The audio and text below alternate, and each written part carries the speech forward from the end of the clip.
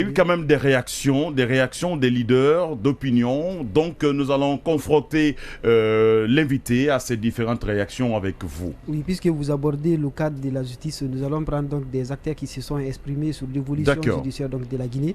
Et au premier lieu, nous allons prendre Maître Paul Yomba Kourouma, le brillant avocat de Kassouri, qui disait que nous sommes en train de perdre une grande ressource humaine. On va utiliser le micro, oui.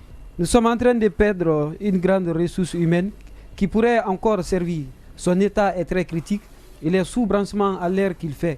L'État est informé, le gouvernement aussi.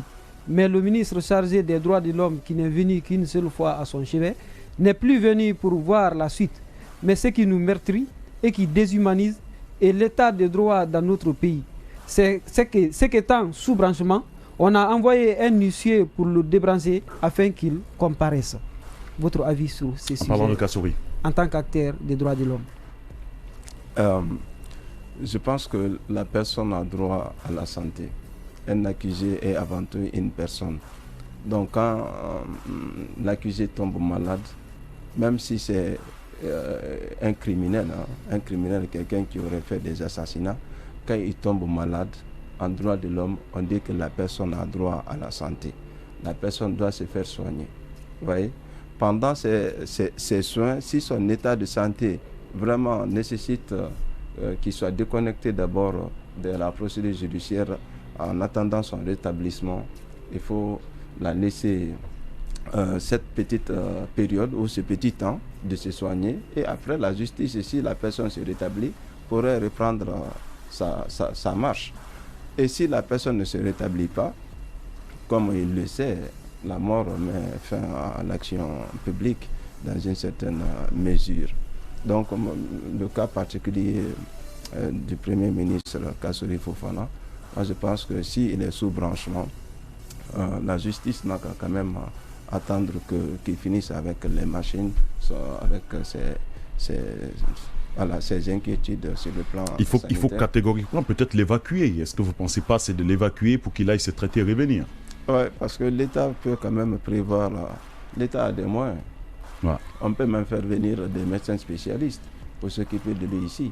Donc il y a plusieurs hypothèses. Mais là, il faut vraiment faire quelque chose parce qu'il faut sauver la personne. Et ça aussi, ça fait partie de... Surtout que le ministre, il est à la fois ministre de la Justice et des droits de l'homme. Parfois, je rigolais parce que c'est des choses qui sont difficilement conciliables. Faire le travail de l'État correctement et être défenseur des droits de l'homme sont difficilement conciliables. C'est notre problème. C'est autre encore qui revient toujours dans l'arène de la justice, mais cette fois-ci, nous prenons un autre activiste engagé et qui est connu à la personne de Sékou Kouno, qui dit ceci. En réalité, Alphonse Charles Wright est devenu tout simplement l'un des propagandistes zélés de la nébuleuse CNRD.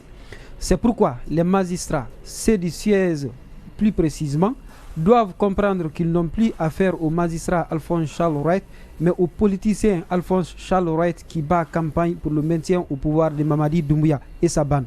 Il n'hésitera pas à mettre la justice au service de cet objectif s'il le laisse faire. Quelle réaction avez-vous face à cette accusation contre le ministre Charles Wright? Oui, vous savez, un ministre a une double casquette. Il a une casquette qui relève, c'est un homme politique. Et ensuite, comme il est à la tête d'un département, il est le premier responsable de l'administration qui relève de son département ministériel. Donc il a cette double casquette-là. Mais j'entends souvent les gens dire que les militaires au pouvoir ne font pas de la politique. Ça, c'est archi faux. On ne peut pas gérer un État sans pouvoir faire de la politique. Je ne dis pas qu'ils font la politique classique, c'est-à-dire avoir un parti politique, vouloir revenir au pouvoir ou conquérir le pouvoir par les urnes. Ce n'est pas de cette politique-là. C'est la politique qui se définit comme étant la gestion de la chose publique.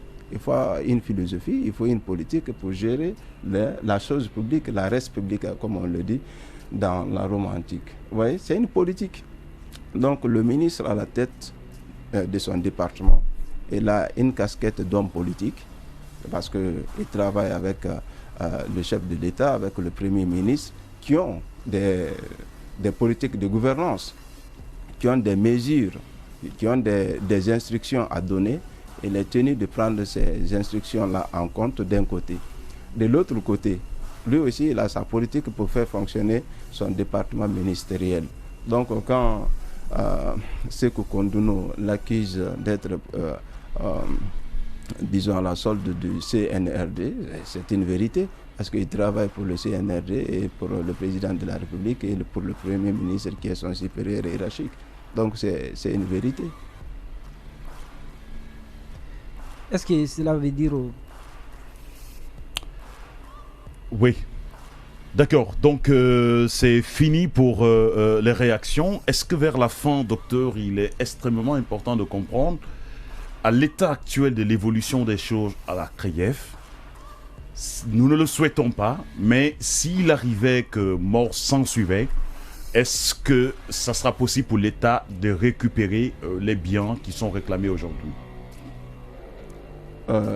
Bon, idéalement, je souhaiterais que la justice soit rendue sans que mort ne s'en suive. Ouais. Et que des mesures... Ça, c'est vraiment notre souhait. C'est ça. Et que des mesures, en tout cas toutes les mesures possibles, soient prises pour sauver des vies.